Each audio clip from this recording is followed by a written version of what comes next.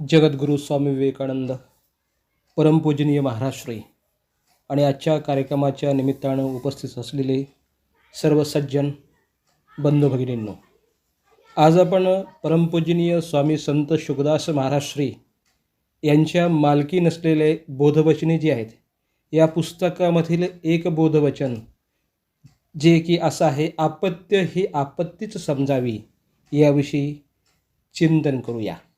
खरं म्हणजे हे मुक्त चिंतन आहे. मुक्त चिंतन या अर्थाने की आपल्याला या ठिकाणी विवेचन मांडताना ज्या पद्धतीने त्या बोधवचनाचा अर्थ व्यक्त करता येईल तो व्यक्त करण्याचा आपण एक प्रामाणिक प्रयत्न करतो आहे. खरं म्हणजे हा प्रामाणिक प्रयत्न सांगत असतानासुद्धा परमपूजनीय स्वामी संत शुकदास महाराजच खऱ्या अर्थाने या बोधवचनाचा अर्थ आपल्याकडून वधून घेतात असं सुद्धा आपल्याला म्हणता येईल.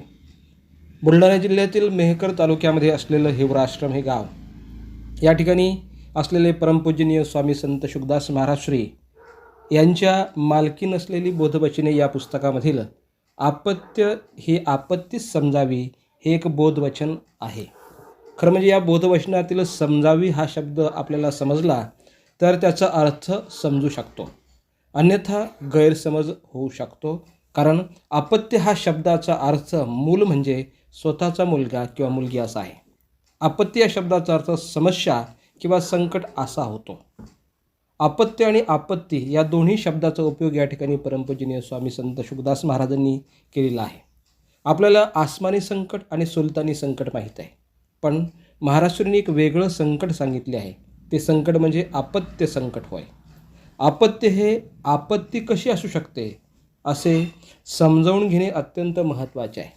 बोधवचनात आपत्ती या शब्दाला लागून आलेला च हा वर्ण निश्चितता दाखवतो. आपत्य ही आपत्तीच समजावी, पण केव्हा? कुळाचा, कुटुंबाचा, गावाचा आणि राष्ट्राचा उद्धार करणारे आपत्य असेल किंवा नावलौकिक वाढवणारे आपत्य असावे असे प्रत्येक आईवडिलांना वाटत असते. मुलांनी वृद्धावस्थेमधले आपली काळजी घ्यावी, प्रेमाने बोलावे आणि आस्थेने विचारणा करावी असे प्रत्येक आईवडिलांना वाटत असते. मुलांच्या नोकरीचा, त्यांच्या मोठ्या बंगल्याचा, त्यांची आलिशान गाडी, त्यांच्या परिवाराचा अभिमान प्रत्येक पालकांना वाटतो. पण सर्व असताना जर त्यांच्या घरात व मनातही आईवडिलांना जागा नसेल तर त्या पालकांनी आपत्य ही आपत्तीच समजावी असं या वचनामधनं आपल्याला वाटतं. असा एक अर्थ त्यामधनं समोर येतो असं म्हणावं लागेल. मुलगा किंवा मुलगी खूप शिकलेली असेल, पण स्वतःचा विचार करत असेल, व्यसनी असेल, इतरांची निंदा करणारी असेल, तर प्रत्यक्ष असं म्हणता येईल की आपत्य ही आपत्तीच समजावी.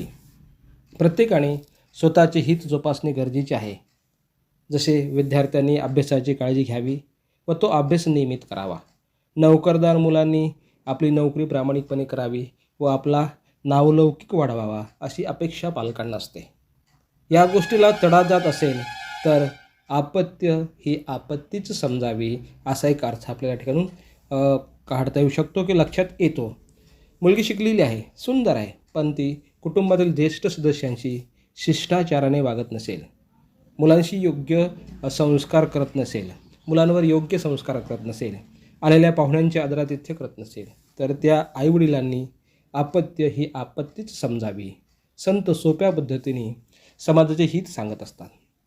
गरज आहे ती फक्त संत विचार समजून त्याचं आचरण करण्याची. हा एक मुक्त अशा प्रकारचा आपण या ठिकाणी बोधवचनामधला जी एक बोधवचन आहे त्यामधला एक अर्थ समजून घेण्याचा प्रयत्न केला. हा अर्थ अर्थात मुक्त अशा प्रकारचा होता, जो अर्थ मला बोलताना ज्या पद्धतीने समजला तशा पद्धतीने मांडण्याचा प्रयत्न केला.